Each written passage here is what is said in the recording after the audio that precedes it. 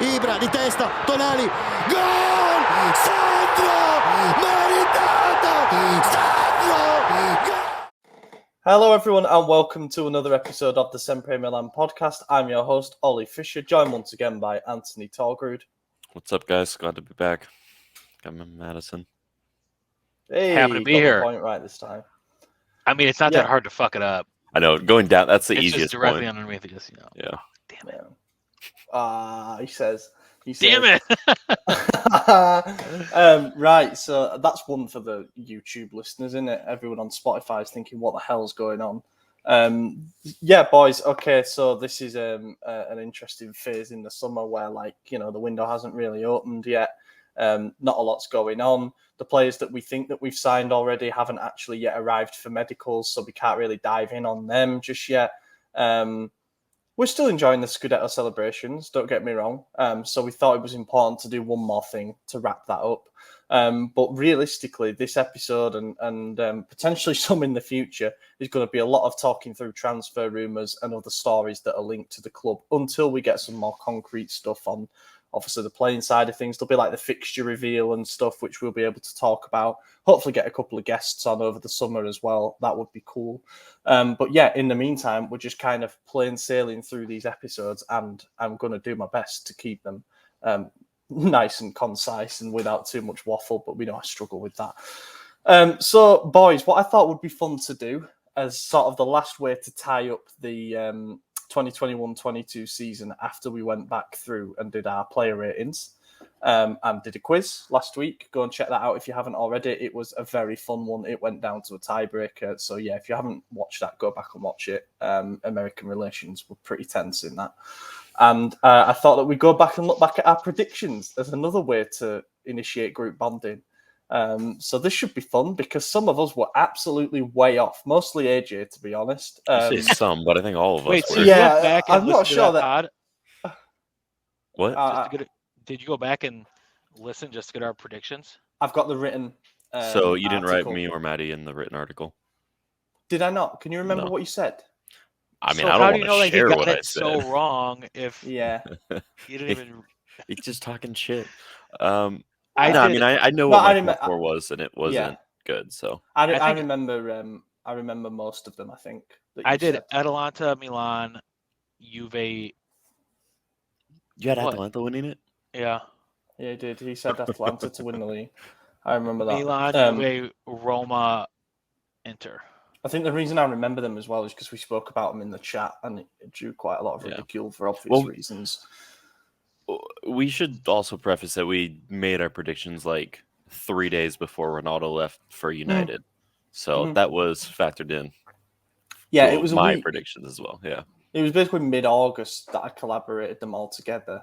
In fact, Yeah. 23rd of August is the date of publish on this, and I'm sure that we did it in the podcast that was around that date. So yeah, things did Yeah, it was change week between then and the end of the window. I think the only player we signed after that was Messias. I could be wrong.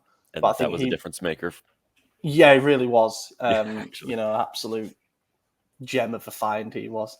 But we'll dive straight into it. So we had where would Milan finish as the first question in the article. We'll put a link to it in the description so you can cross-reference and see that we're not bullshitting.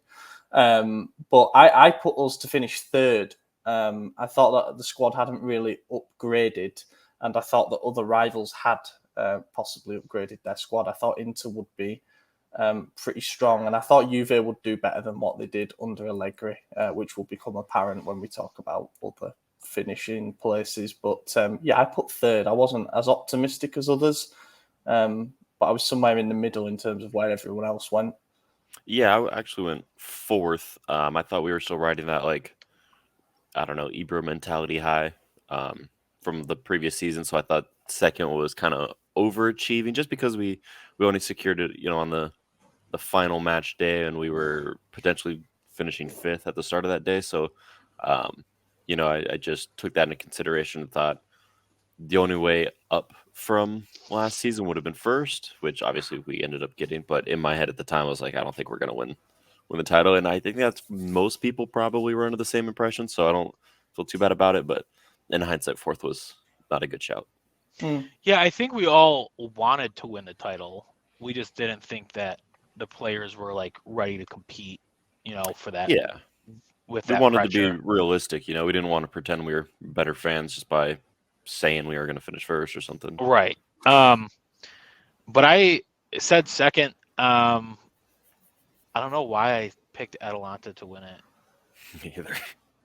Horrible. Yeah, prediction. that was an interesting one. It's I one of suppose the Atalanta. Did they finish 8th or Like, 9th?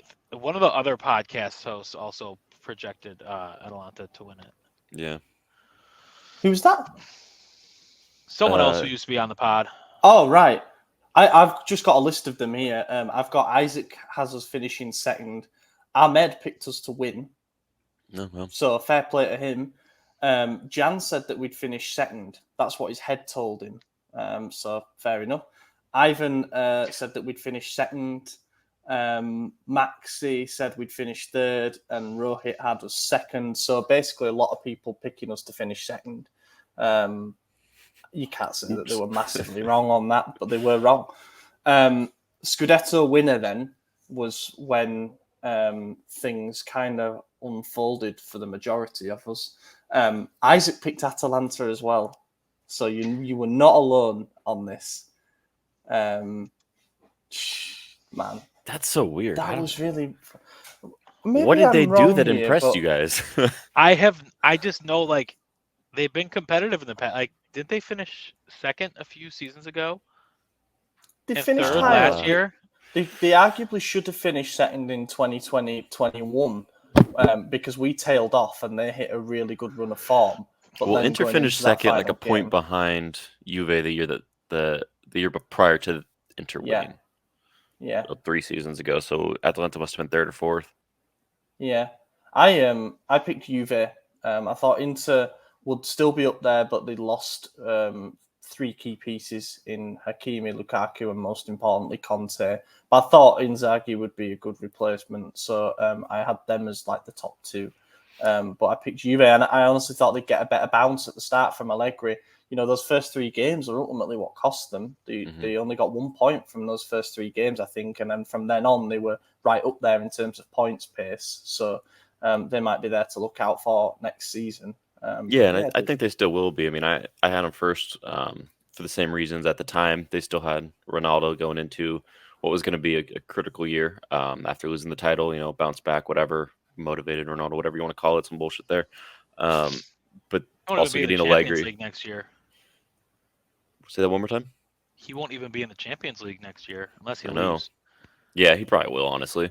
Yeah. But yeah, and then they got Allegri, and I thought that was a big plus. I had, Inter making all those changes that Ollie just mentioned, and I thought more were going to depart as well. I thought they were going to be finished, to be honest. I mean, everything was probably the best replacements they could get for the situation. However, they all were still clear downgrades, so I figured they were going to downgrade substantially, and I was wrong. They did just fine. But yeah, I thought Juve was going to walk it, really, and they did not. But next season, I think they're still going to improve. Well, I don't know, because Chiellini just was announced at LAFC this morning. That came out of nowhere. Did that? No. Was that always that was known for a while. It was rumored that he was going to the MLS. I don't know. Yeah. I'd heard that bit, but then I just saw LAFC had the discovery rights. That dumb I hate thing. MLS, dude. It's a really stupid system. If you don't understand what I just said, look it up. I don't even want to explain it because it's really that dumb. But yeah, basically teams in the MLS can call dibs on a player in Europe. It's fucking dumb. And yeah, LAFC had Chiellini. Yeah. That is a ridiculous rule. Yeah. Anyway. It really is. Yeah. Just looking through the others, Ahmed obviously said Milan to win. Jan said his heart says Milan, but he could see Atalanta winning it. You just went over this. I'm going through who everyone else picked to win the league. I could have sworn you just went through this. I did too, yeah. No, this was before was where Milan would finish. Now I'm going. Yeah, but you listed everyone else because you said John and Isaac said Atalanta. You said Ahmed. But there's more. There's more to come. Ivan picked Juventus. Maxi picked Juventus. Rohit picked Juventus. There we go. Now I've wrapped it up. Okay. So he did the first 3 twice. The last 2 once. Yeah, whatever. Let me off. Top 4 in order was the next one. I can't remember exactly what you two did for this, but you mentioned it a little bit earlier. Yeah, so I'm trying to think of what I did as well because I can't remember who the fourth team I had in the top 4 was because I was very bold and I had Inter outside of the top 4. I had Juve winning, us in 4th. I think I had Napoli in 3rd, and I can't remember who I had 2nd. So we'd have to go back and check, but I forgot about Napoli. yeah. I could have had them in the top 4 as well. But I really thought that Mourinho was going to do something with Roma, and I still. You know what? Maybe I put them. No, because you gave me shit for it. Well, I know once the season started, they started really poor, and I was like, all right, I've seen enough. This team's ass. So I changed my tune very quickly on that one, but I think I might have had them in my top 4 originally. Yeah, I wish I'd written yours down. That's my bad for that. I went with Juve, Inter, Milan, Atalanta. Basically, everybody, bar one other writer, put a combination of Juve, Inter, Milan, Atalanta as their top 4. Ivan put Roma in there, and I must say Rohit put Napoli in there. So, a lot of maybe I had Atalanta Napoli and backing Atalanta that went badly. Maybe it would have been a bold call at the time last season to say, I don't think Atalanta can keep this ridiculous top 4 streak going when they keep losing so many players, but that might have been a good hot take last summer. Well, I mean, that's kind of what I was saying too. I mean, yeah, obviously in hindsight, this doesn't weigh as much, but I was saying that there's only so many years in a row you could get away with replacing your star players with hidden gems. Like, not every day you're finding a diamond in the rough, and that's what they got away with for 3-4 seasons, and it was eventually going to catch up to them, and this was the year. Yeah, it really was. They dropped off a cliff. I mean, their home form in particular was awful. I think they only won 5 games at home all season. Away from home, they weren't too bad, but yeah, it did catch up to them. It'd be interesting to see what happens with them next season. Yeah, so if they slip into a bottom half finish, then Gasparini's era must be done. Right. Yeah, I mean, towards the end of the season, I was more worried about whoever we played in the final game of the season. Who was that? I can't remember anything. Sassuolo. Yeah, I was more worried about them than I was Atalanta the week prior. I thought that was a wrap as soon as... I mean, when the first leg we scored in the first minute, and then we were up 3-0 at like halftime or right after halftime. Yeah, I think the 47th minute was when we scored the third. Yeah, it finished 3-2, but it was really just 5 minutes of chaos and a couple mistakes there that led to that. But, I mean, we 3-0'd them basically, and then 2-0'd them in the return. It was like, I don't know. They just finally felt like we'd really, really got one over on them, like for the entire season, Yeah. The next category was best of the rest, and this was basically picking 5th, 6th, and 7th, the other European spots. I went with Lazio, Roma, and Napoli.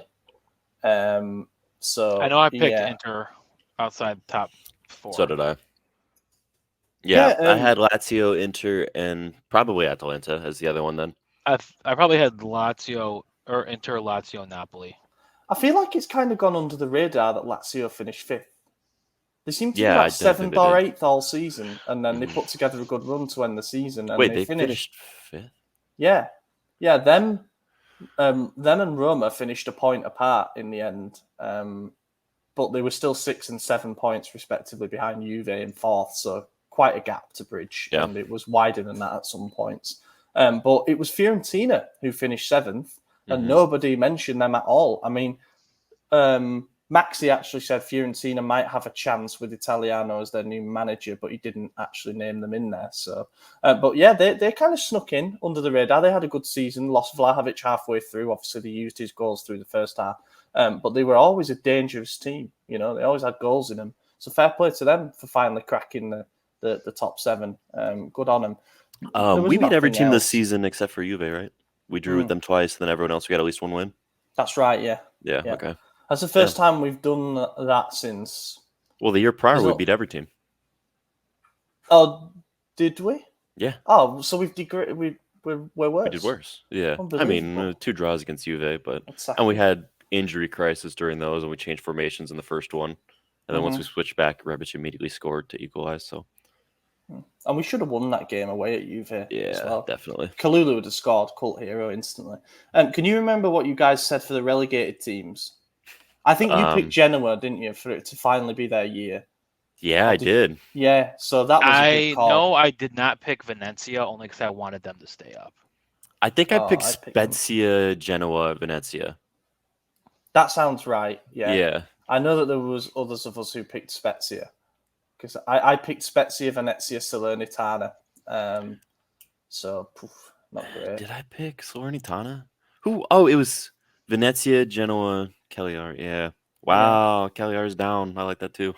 I'm just like remembering everything 4 weeks on. Like A it's lot been of a people, whirlwind summer. a lot of people picked Empoli, which I can understand, but they won Serie B so convincingly the year before that I thought they were going to come up with a bit of momentum, to be honest. And Well, and they did. I mean, Like they were top yeah. half for a while, Yeah. and they kind of fell off. Don't get me wrong; they've actually sacked their manager now. But yeah, and look, I think every single person picked Salernitana. Isaac actually picked Torino, Genoa, Spezia, so he didn't pick Salernitana, but still, it was tough this year. I think I just went away from picking Genoa because I pick them every year and say their time has finally run out, and they find a way to stay up. Mhm. And then, of course, this Good time 1 year you picked don't. them. Yeah. Yeah. Well, They had Salernitana an was awful year though. Yeah. Yeah. Well, yeah. and that's the thing. They've had like an awful 3 or 4 years. They just got lucky towards the end, Mm-hmm. And I which feel is what Salernitana did this year. I mean, they were destined to go down, and then all of a sudden pulled out dude, they Yeah, got 12 honestly, points good in the at last like season. 6. I Yeah. honestly wouldn't call their run lucky. Like, I know you didn't mean it like that, but some of their results towards the end of the season were incredible, and fair play to Yeah. them. Like they've That's stuck what I mean. around, Like they they've went been on in an the spot. unbeaten run to finish out the season, and no one Yeah. saw that coming at all. I mean, they were deep in relegation up until the final couple. Oh matches. yeah, they were write-offs at one point. But yeah, fair play to them for staying up, and God, that's got to be 6 points next season, and if we're serious. Milan's top scorer. So we're getting onto the specific Milan predictions now. I went with Ollie G. And picked it based on the idea that Ibra will miss a few games due to injury, which did end up happening. Of course, the actual winner is Rafael Leao. He got 14 goals in all competitions. In the league, Giroud and Rafa were tied with 11. Yeah. So I think I I picked don't remember who Ibra. I picked. Yeah, I don't even know who I you, picked. Maddie, you definitely picked Ibra because I remember joking with you about it, like at the time, saying flop of the season, but also our top scorer. Yep. Yeah, I remember you saying that. Yeah. Yeah. Who did I pick Ibra too? Sounds then? like I feel every like I would season have. since I Ibra's think been you here. picked Ibra as well. It wouldn't surprise me if I did. Maybe. Yeah. No, maybe I did say Leao because I had him down as the breakthrough player of the year, didn't I? I had Tonali down. No, you know what I did, and I'm gonna get shit for this. I picked Brahim. You did. I did, yeah, Yeah. because I was playing that shit after Hakan just left. I was like, Brahim's gonna be our goal scorer and assist. I think I said for him for both, right? You picked Brahim for the most assists in the team and in the league. Yeah, that was wrong. Heavy in reflection. Everybody went Giroud in our article except Ahmed, who went Ibra. Yeah. So No fair one dues. picked Leao. Nobody. Disrespect. I know. As again, benefit of hindsight. That's what all of this is. But you'd have thought somebody had gambled and said, Yeah. he'll hit his gear. Serie A top scorer. There was a few Ronaldos in here, and then obviously he left, so almost null and void those. I went for the Capocannoniere to be tied between Immobile and Ronaldo.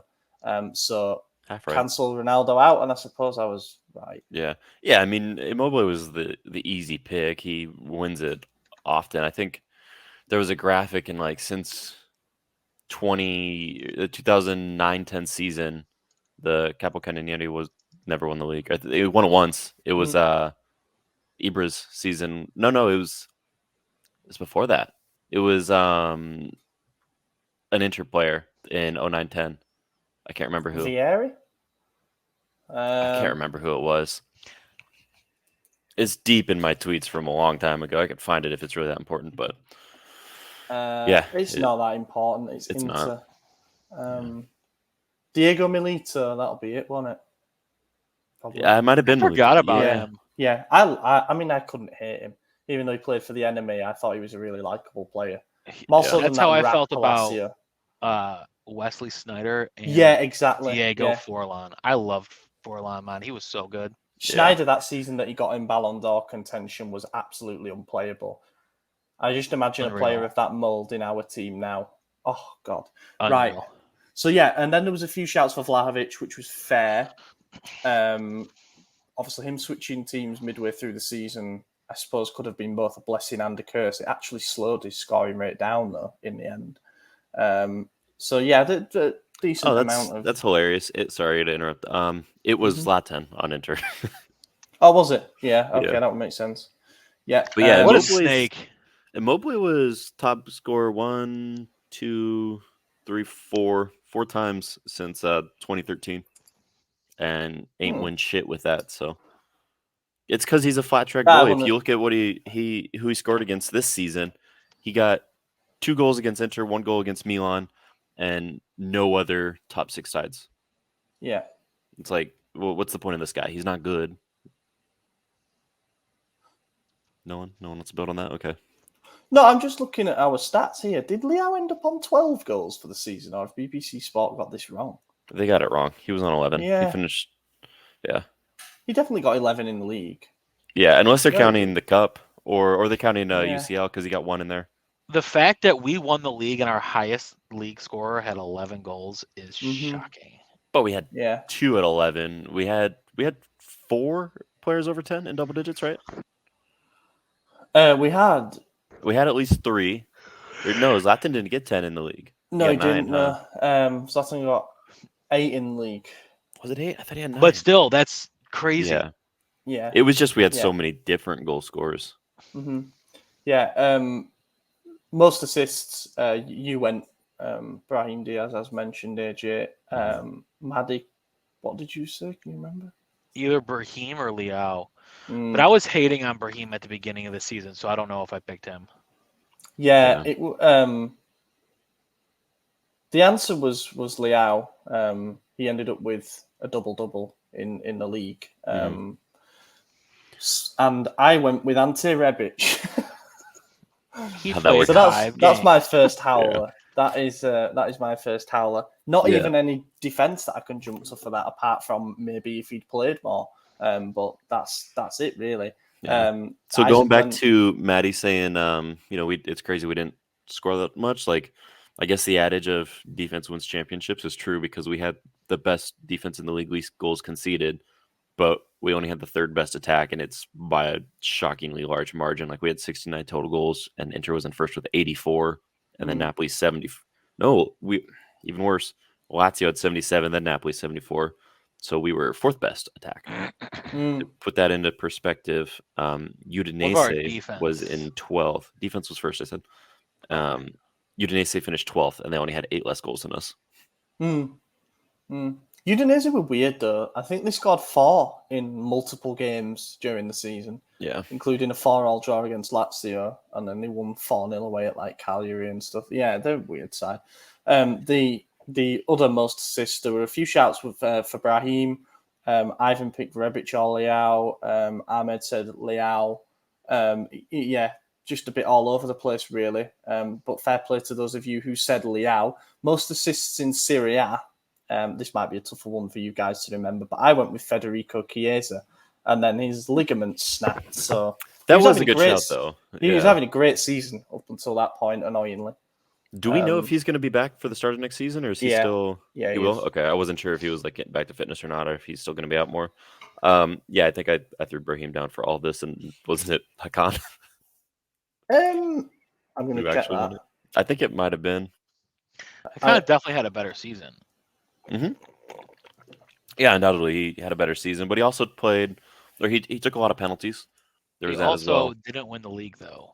He went from second to second. Domenico Berardi got the most assists. He got 14. And people still and he got 15 goals. That's a really good season, man. And yeah, I would welcome him. A lot of people don't want to sign it. I know, it blows my mind. It is mad. It's because the price points Sassuolo want. Yeah.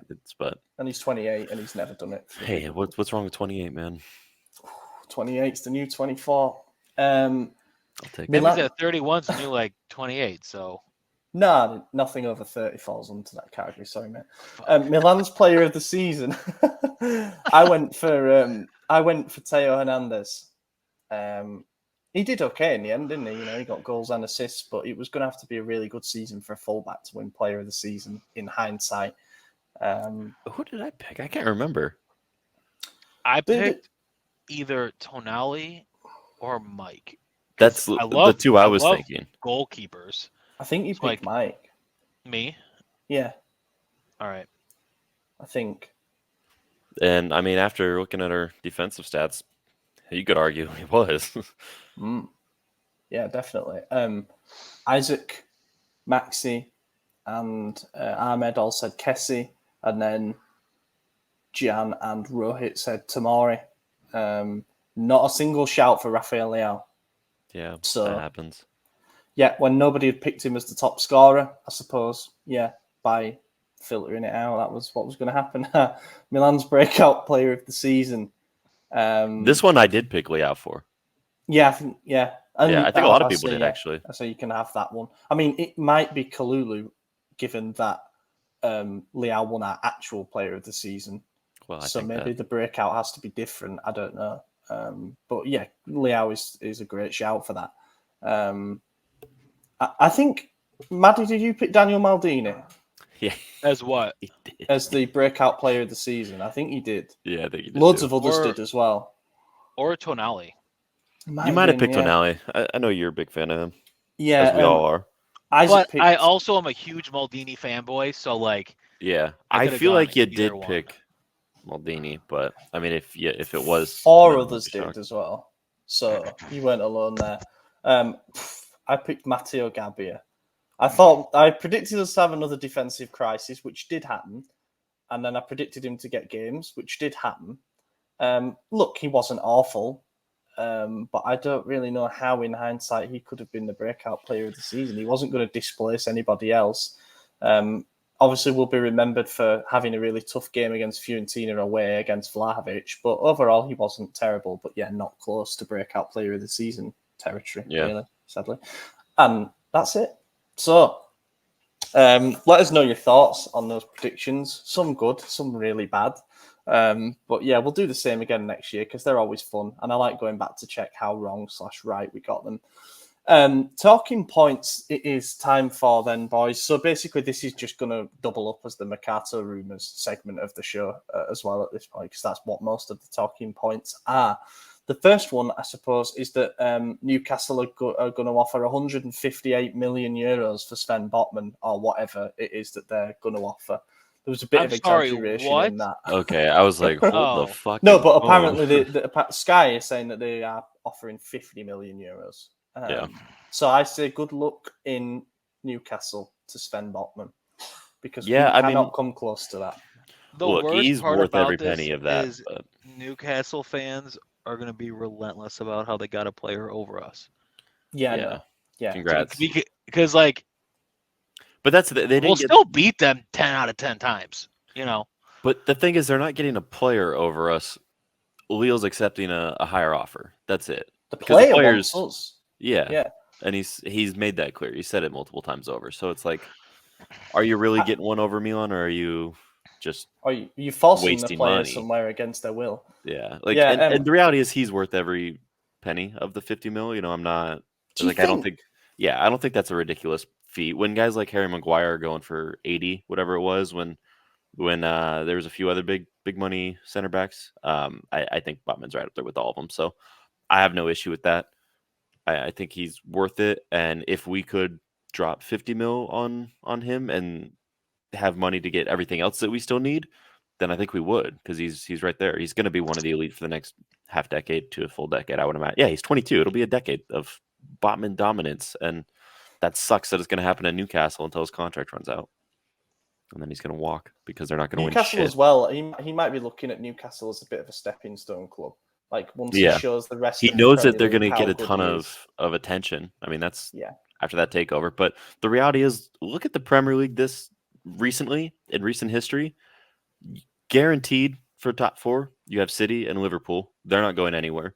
You got Conte with Spurs. He's getting a full season with backing they announced, and it looks that way. That's almost a shoe-in for top four contention. You got Chelsea, who's always a top four contender. Mm-hmm. United probably not at this point, but I mean, right there you have four clear-cut contenders. Who knows? Two of those Like, they spots might get- taken. Arsenal. I mean, What? hey, they turned it around.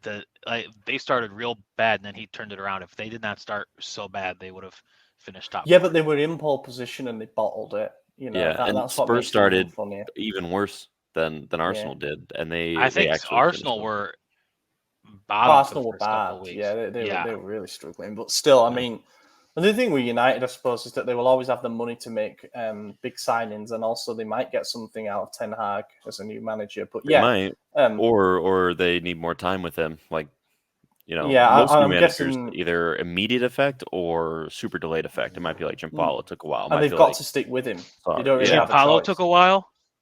You mean he didn't Pioli? get. He was. We're still waiting. Pioli took a while too. Let's be real. But yeah, yeah, I guess I the don't end think point to that Newcastle's is going to that be Newcastle guaranteed are- anything. Yeah. If you're Maldini, are you raising the bid? We've bid 30 mil apparently. Are you going in and saying, all right, we'll give you 35, 40 including bonuses, whatever, and we want this done now? I want to see what happens if Botman says, no, I'm not going to Newcastle. Yeah. I will reject that move. I really want to see what happens then. Well, and that's the other but- thing too, because we'll have to be net positive to avoid sanctions by July 1st. They have 17 days. 17 days to make this deal. So he will be leaving in the next week or two, no matter what. It just, they're going to obviously go for the higher money move. But if he just says, no, I'm not going, I mean, Lille doesn't have as much leverage as they think they do.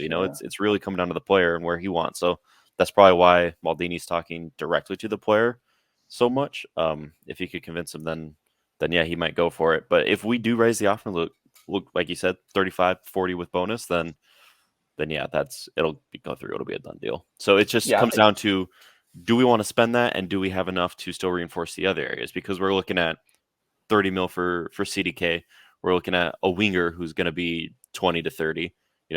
There's other positions we have to get, and it really depends our budget. If it's 100 mil, then might be able to raise it a little bit, but we can't match 50. It might be like you wait for a sale. We're waiting for a sale until we can, Samu goes for 4 or 5 million, and then we can give that extra 4 or 5 million as part of the Botman thing. But on the subject of our budget and stuff, it seems that there are 2 alternative plans in mind to Botman if we don't manage to get him, and he does go to Newcastle. The first is obviously Gleison Bremer. We talked about him last week. As a tentative alternative, and now it's become quite concrete. We know it'd be cheaper. He's got a gentleman's agreement to leave for 25 mil.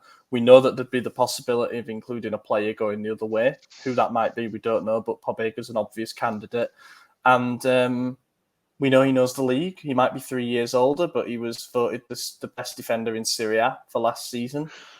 Used to playing in a back 3, it must be said. But, whenever we've come up against him, he's looked very good in one-on-one defending. How would we feel about him as an alternative? Not as excited, or still pretty damn good? Yeah, I'm not as excited, but if that's if Botman's a for sure not happening, then yeah, Bremer's who you go for. Take him from Inter. I choose Bremer over Botman only because he has the league experience. I wrote an article about it, so go check that out on our website. It's under the features section. Basically picked out 3 reasons why Bremer signing for us over Botman might actually end up being advantageous. One of them was the costing. If we're saving the 10 million that would be needed to go and get Botman, then the idea is that you can reinvest that elsewhere. We'll probably also have slightly lower salary demands given the level of competition. And also you're taking a player away from Inter who look more and more likely to lose Milan Skriniar the way things are going, which would be a massive blow for them. And isn't Stefan de Vrij leaving as well? Yeah, potentially. And apparently if they don't get Bremer, then they're going for someone like Demiral. So, that's a big chance. Give him Caldara on loan. Yeah, God. So yeah, interesting one. And the other alternative plan is to back Kalulu and Tamari fully as a centre-back pairing, and then to perhaps sign someone cheaper, sort of low-cost backup. A couple of names that have been mentioned are Pablo Mari, who is at Arsenal and spent the second half of last season on loan at Udinese, where he was quite good, to be fair. But the only thing is he's 28. So probably doesn't fall into the promising category. There's been names mentioned like Maxime Stave from Montpellier. Other centre-backs in France have been linked. William Saliba has also been linked by Milan News, so a pretty good source recently. A lot of names out there at the moment. Be interesting to see what we do. My gut feeling at this point is that Botman ends up being convinced by Newcastle, probably with money. You know, they might double the salary offer to him, and you say, fair enough, you can go and set yourself up almost for life there. And I think we end up with Bremer. I honestly think we get him because we're in a position to accelerate where Inter aren't. You know. Yeah, I hope it's one of those two. I don't like the third third choice, whatever. Just because, and obviously back Kalulu 100%, he could be a great starter. Was a great starter all season, but looking at who his backups is, you got Gabia, who did decent, but no one's really that confident in him. You got now 31, almost 32-year-old Kier coming back after a major knee operation that had him out the whole season. We don't know how good he's going to be. He wasn't that good before he came to us anyway, so he might be really bad when he returns. Got Romagnoli leaving, so we do need a top quality center back. We can't just buy some bum like these guys you just mentioned. No offense to them, but need someone bigger. Bums. Yeah. Bums. Yeah. Renato Sanchez is coming. Good news. Seems like everything's done and dusted. Could arrive for a medical as early as next week. 18 to 20 mil is the deal. 3.5 mil per season. Happy days, I guess. Good player. Yeah, I don't want to hear his name until it's done. I've heard the same shit every day for the last month and a half. We can quickly skip on over that one. Well, we also heard the same thing about Botman, so anything can happen. Shit, yeah, you're right. I know. We need to how many podcasts did I say it's done? Don't even question it. Like, it doesn't matter. Steph has been preaching it since. I said it the day Kier got injured. I said Botman time, and then we were linked a week later, and I was like, oh, cool. And it still hasn't happened. Yeah. Maybe we should get Thiago Giallo back. That was the other one I said. But yeah, I remember that. That was funny. Then what else have we got? Zaniolo rumours are still knocking about, but look, it's not happening. I saw the price got lower. Happening. I saw 30 plus 5 in bonus. Apparently, that's what we've offered. Maybe that's what it was, and they want double or some shit. Yeah, 60. Yeah, they want 60. Look, it's not happening. He's had 2 cruciate knee ligament operations at the age of 22, 23, whatever he is. I really like him. Look, I honestly do think he's a good player, and I think that I wouldn't be surprised if he starts next season in red hot form, and we're left thinking, what might have been if we'd have pushed the boat out and got him, a bit like Chiesa when he was at Fiorentina. Yeah. But you can't be gambling like half of our budget on a player who's so injury prone. Admittedly, he is versatile. He could play right wing. He can play attacking midfielder. He could even play as a striker. He's been played up front alongside Abraham. But I just don't see a way that Roma sell domestically, to be totally honest, without charging an absolute ransom. And if they do, it's more likely to be Juve than us that find a way to make it work, because those two have done deals in the past. Yeah. And Di Maria's told Juve no, so now they extra need something. That's hilarious, because it would actually be a great move for Di Maria, and he's just not having it. So that's funny. And then Charles, or CDK, or Charles de Catalara, as I've gone for the pronunciation of there rather boldly. I think you did it. I think that was spot on, actually. It's a tough one, because even Dutch people are disagreeing on it. I say Dutch, I mean Belgian, but speak Dutch. I was going to say, okay, that sucks for them. Yeah, at least Noah Lang's nice and easy. Yeah. But yeah, Charles is the other one that, apparently the price point is 40 million, and that has been set in stone pretty much from the start. I really hope we get this guy. I really, really do. Like, the De Bruyne comparisons, although they're incredibly, out there, there is some credence to them. Like, if you watch him play, the way that he runs a game is good. He's versatile, but I think he would fix the number 10 position immediately. He's like 21 as well. So you get him in, you say to him, you're going to be one of the centerpieces of the team moving forward. And I think we're sorted for a while. So sometimes when you've got a youth project, you are going to have to push the boat out and make these investments to get top talents. And this is one of them where I think it needs to be done. I think we sign him and say, what are your thoughts on Noah Lang as a person? And just see, like, is he going to be an issue in this dressing room? If we haven't done that already. Yeah, imagine he joins us. Is Noah Lang the cocky one, or is the other one? Yeah. Noah Lang's the cocky one.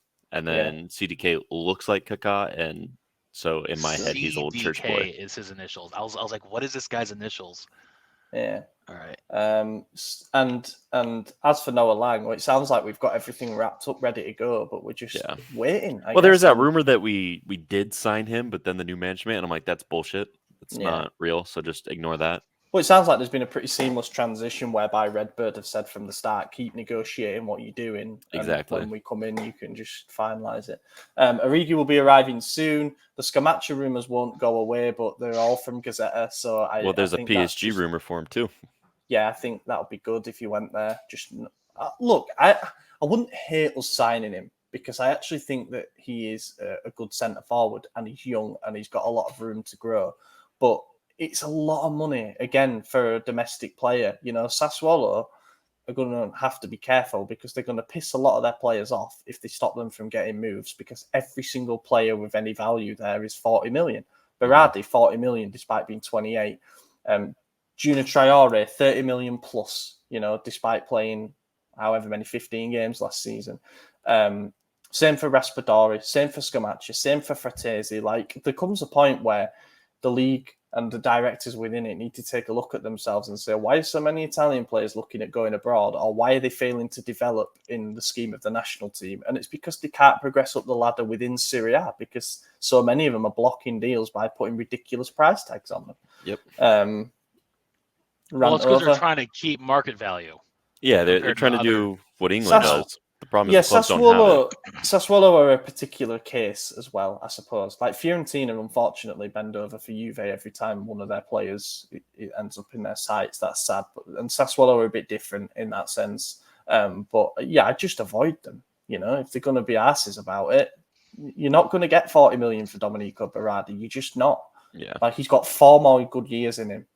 You know, I think it's just a bit frustrating. But that's about it, I think, from a rumours point of view. We've not really been linked. Yeah, time for questions then. I haven't looked, so it's another blind run at them. How many did we get? 10. Pretty good. CHI asks, with Adli, Pobega and most likely Renato coming in, plus Tonali and Krunic still there, a lot of fans have penciled Benacer in as a sure starter for next season. After 3 seasons of up and down performances, do you think he deserves it or does he need to earn it? 100% needs to earn it. Yeah, they all need to earn it, but I also think he will be a starter. I mean, we rotated starters between Tonali, Kessie, and Benacer last season, and I would imagine it's going to be a similar thing except exchange Kessie for Renato. I think he has to earn it, but I think he'll be starting. Yeah, I agree with both those shouts. He was good last season, actually, overall. Now I think about it, I think his first 2 seasons, he was probably more inconsistent in terms of levels of performance. Obviously, he went away for AFCON as well halfway through last season and then crashed out bottom of the group with Algeria. So I think he came back with a point to prove and his performances picked up after that. He's really good when he's on it. You know, the way that he evades the press, the way he wins the ball and progresses it. I think him and Tonali are very, very good at shielding the defence and still driving play forward. And Renato should hopefully be pretty good at that as well. Wouldn't count out a solution where all 3 of them start, to be honest. We saw us play a bit of a 4-3-3 at times last season with Kessie, Benacer and Tonali all starting. So maybe we'll see a bit more of that, especially if we don't sign another out-and-out number 10. Marco Asensio was the other rumour that I forgot to mention. Oh, yeah. Apparently, Maldini's spoken to Ancelotti on the phone. I'd like to think they do that a lot, you know, with friends and stuff. But has obtained permission to fly out to, I think it's Malaga, and actually meet with him and talk to him. So that would be interesting because it worked with Teo. So let's see if it works with Asensio. And he said he's not going to renew. He's got 2 years left on his contract, 2 years left on his contract, right? Mm-hmm. One. Sorry, Asensio. One full one, yeah. And so they're trying to sell now so that he doesn't leave on a free. And they said they'd take less than 30. And right there, it would be nice if Ancelotti's given us first dibs. And I think he would. I mean, we have that relation with him, so. For Florentino Perez as well, yeah. We've always had great relations with Madrid. It's a good team to have relations with because it's literally the best team to have relations with. I'm just thinking about stuff that could become a possible. Let's say they go out and sign a big forward or whatever because they missed out on Mbappe. Just try a little last-minute loan move for Rodrigo or something. You know, like just stuff like that could come in really handy. Mad that they signed Shumeni for like 100 mil, and they've got Camavinga as well as Kroos and Modric. Well, and that's the thing. pretty good. And they just renewed Modric too, which is wild because he's what, 34, 35 now? You might even be Yeah, but older than that. he's like fine wine. He just gets He's better with aging time. No, he so really well, does. man. He's so good. But There were actually they people really who are didn't want signing him at Milan. young players now, and And you could tell they're replacing Milan the old fans didn't want Galacticos. him or or Benzema, which is Benzema. ridiculous. Dude. Benzema's literally going to win the Ballon d'Or. So Modric is 36, so March he's 36, and he renewed for how long? I think it was another year, but still. Okay, so he's probably going to retire after that. Then I would imagine. I think he'll retire at Real, even if there might be the temptation to do a year with us if he still wants to do the boyhood club thing. But it goes against our philosophy a little bit. I wouldn't be against it though because he's a Ballon d'Or winner. Oh, it's yeah. Modric. Yeah. Fuck, I love him so much. Yeah. I saw an article. It was just ridiculous. They said like former Spurs midfielder Luka Modric renews with Madrid. I'm like, okay, he's so much more than that. Like, good way to get the Spurs, but it's like the dude's won the Champions League 5 times. Like, Kevin NG asks, do we need a more proven striker who can score 20 plus goals a season?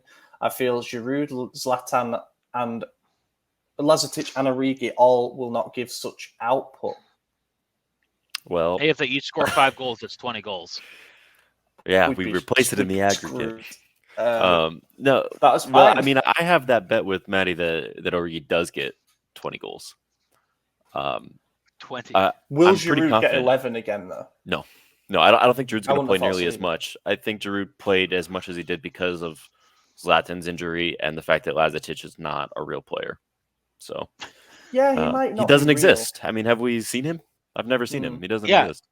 I saw him at the trophy celebration. He came on in the cup against Inter. Dude, kid's big. Yeah, he's a big, he's big kid. 18. Yeah, but all I'm saying is I'm looking at the mold of Tammy Abraham, and how many did he get? 15, 18? More. I think he ended up with 19 goals. Something like that. Just shy of 20. So my thought process is if Tammy, who is not as good as Origi's proven in winning teams, can do that well in a club as bad as Roma, why can't Origi do better than that as a better forward in a significantly better club? Are you saying his name right? Is it Origi? Or Origi or Origi? I don't care. Yeah. Origi sounds stupid. DG. Oh, DG, yeah. DO. Yeah, oh, yeah. I don't know what I'm saying. Yeah, look, we'd all love to have a guaranteed 20 plus a season goal scorer, but you generally have to pay over 50 million euros to get one of those. Juve pushed the boat out and spent 70 odd on Vlahovic, and he's going to be that for them for the next few years. And how many even are there? They've got it with Lautaro that, he's probably €100 million player on the market at the moment, even though we know him to be someone who misses quite a lot of chances. Darwin Núñez, he was mentioned in our orbit for ages. He's going to Liverpool in a deal worth over 80 million. 80 plus 20. Yeah, it's like we can't compete with that. So you almost have to find one. So like Origi for free could end up being an absolutely masterful piece of business. 26. 26. Oh, 26. Yeah. So we got years of him. But then also, is there a time when you say, okay, we do need a Scamacca profile, someone who scored, I think, did you get 14 or 15 goals last season in Serie A, which isn't bad. And do you bet on somebody like that and say, okay, you're going to be our starter for the next few seasons. You've got a bit of time to figure it out, but we eventually expect 20 plus goals a season from you. Maybe you do. Maybe we've got a name in mind that hasn't come to the surface yet. Well, and plus you got to consider the fact that Brahim he had no output last season. So that was a whole season where your attacking mid, the player who's supposed to link the midfield to the attack, was not producing, wasn't creating those chances. Also had a striker who plays no more than 10 games his past 4 seasons. Yeah. And he played 20. And then you look at our right wing situation, which might as well have not been there. That's 2 huge linking players not connecting with the striker. So you put in top striker, you put in CDK, you put in any of the wingers we're linked with, and all of a sudden Origi is getting all the service in the world. And if 1 we plus have, 1 is 2. I bet if we sign CDK, our striker will be getting 20 goals a season. I think having him would be huge. I mean, I know it's the Belgian league, So you've got to take it with a pinch of salt. But Bruges won the league I mean, again. that's where we got Salamakers from. And Yeah. Yeah, but we got him from Anderlecht. But so in all competitions last Anderlecht's season, not a bad team in Belgium. no, but Club Brugge have kind of taken over now as the main powerhouses, and he got 18 goals, 10 assists for them last season, and that includes a couple of goals in the Champions League. Massive, that's he got big. a double. Yeah. So, yeah, he might be the guy in terms of unlocking everything else. Yassine Adli is more of an assist man, it seems. He got 1 goal, 8 assists last season for Bordeaux, but they were relegated bottom and couldn't score for shit. So, maybe he does better in a better environment. You got to hope that's the case. The Swedish podcast have asked us, who do you want as next season's starting attacking midfielder and why? While we're on the note of that. CDK. You just said why. 18 plus 10. He also looks like Kaká a little bit, so. He does a bit, doesn't he? He does, yeah. I would love for him to, and I know that, as I say, the comparisons are very bold at this point in time, but I'd love for him to find that De Bruyne type role for us. Someone just completely pulling the strings. We all would. From the midfield. Oh, I think there's one person. Ollie dropping a controversial opinion. I hope this future signing becomes the best in the world. Ooh, what about that Messi mold right winger that we're missing? Yes, I would also agree with that. And what I will say that if I was given a choice, let's say it doesn't arrive, is it Adli or Brahim Diaz? Adli for me all day. I mean, know we have to see how he fits in with the team. He might need another year, to be honest, to really connect. Yeah, didn't he just get relegated? Yeah, and you look at Tonali, whose first season wasn't the best. Yeah, and so did Tonali, but Tonali's first season with us wasn't very good. But he wasn't relegation material. Right. Well, and I don't think Adli is either. But I do think he might need another year. Maybe not on loan. Maybe keep him with us and rotate and just. Remember, Adli's played for PSG as well. Like, that's where he was before. But has he really played for PSG? Not really, no. But he does have the experience. Did he get a paycheck from PSG? Oh, yeah, but so did Mandzukic from us. From PSG. Right. So did, Rocky Ward, Charles or Noah Lang, pick one. I'm picking Charles. Yeah. I mean, they're two different profiles, positions, but yeah, definitely Charles. Yeah. Oh, Andrew Mahakata. Couple of questions in one here.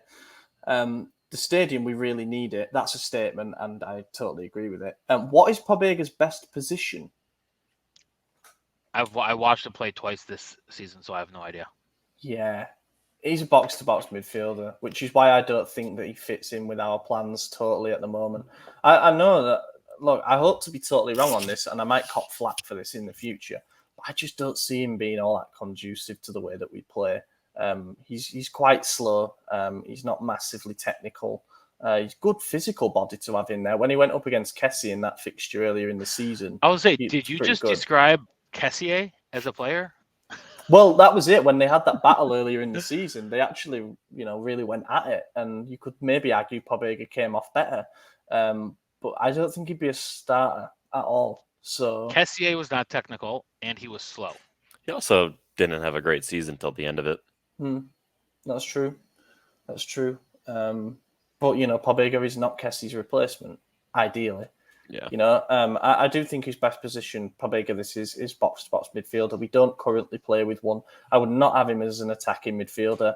I know he scored a few goals, but for me, that comes from late runs into the box, which is now Sandro's trademark. And also a double pivot. I don't know if... Yeah. I know we've already kind of gone over this a million times, beat it to death, but if Botman is not the answer, then I have no problem injecting Pobega in a deal for Bremer. Mm-hmm. Me too. Since Italy, this is from Gregory. Since Italy are not going to play at the World Cup this fall, are you guys planning to meet up in Italy during the World Cup and do some sort of special podcast abroad? Well, I think we'll both be watching the World Cup from our respective countries, given that our countries play each other. While it would be great to meet up for that game, flights are not cheap. I'll also have a 6-week-old child. Yeah, you will. So I'm not going anywhere for a little while. Yeah, there's that. Have you announced on the podcast before? Yeah, now. So. There you go. Having a child. There's a little Madison, which could be absolutely terrifying, to be honest. I think he's going to be born with like a full-on beard. Otherwise, he's gonna go back up there and cook a little longer. I've never heard it referred to as that, but yeah, that's getting clear. I think it's funny that you said a little Madison running around because that left it ambiguous on if it's a boy or a girl. I thought that's what you were gonna say, not a beard. Yeah. Superb. Yeah. Whenever are you doing a gender reveal? Are you gonna do a baseball thing? They already know. Yeah, we already know. We just didn't put it on social media, but that's good. Yeah. I didn't know if you wanted to announce it to the rest of the podcast, but never mind. So yeah, that's it. I just looked at a couple of the other questions. One of them was about Bellotti. I think that ship sailed. Would be fair to say. Interesting to see if he now renews, given that he's not gone anywhere else just yet. I bet he'll leave. Why would he want to fight? Burned his bridges. I bet. You know what? I just thought of this. Skamaka gets bought and he goes to Sassuolo. Sassuolo have actually signed someone though. They signed Agustin Alvarez from Penarol, who Milan were linked with. Yeah, so that could turn out to be another. He'll be worth monitoring because I haven't watched him obviously loads because he plays in South America, but everyone raves about him and says that. Do you watch a lot of South American soccer? I watched the Super Classico, Boca River, and that is like the only games that I ever watch in South America. Although I enjoy it, the atmosphere is great. That's it, though. Anyway, boys, we've kept it under an hour, which I think is a good effort, considering everything. Me, essentially. Drop a like if you enjoyed the episode, and thank you if you made it to the end. Drop a comment as well with who you prefer out of Botman and Bremer, who we should target for the wing, attacking midfielder, all that kind of stuff. It'd be great to hear from you. I've been your host, Ollie Fisher. AJ, thanks for joining. Yeah, and because it's a summer, obviously the scheduling, or not scheduling, but the content is different. So if you have any ideas or things you want us to discuss or do, let us know, and we'll probably do it because, yeah, we would have had 2 topics today. And if your idea is to host a special in Italy, be prepared to get a bill for all of our travel expenses. There you go. We'll send you the invoice. Yeah, Maddie, do you want to sign off, or was that your sign off? That was my sign off, asking for a free trip to Italy. Nice. Yeah, thank you to everybody for watching, and we will catch you in a week's time. Ecco l'Ante in area di rigore, Ante, Ibra, gol!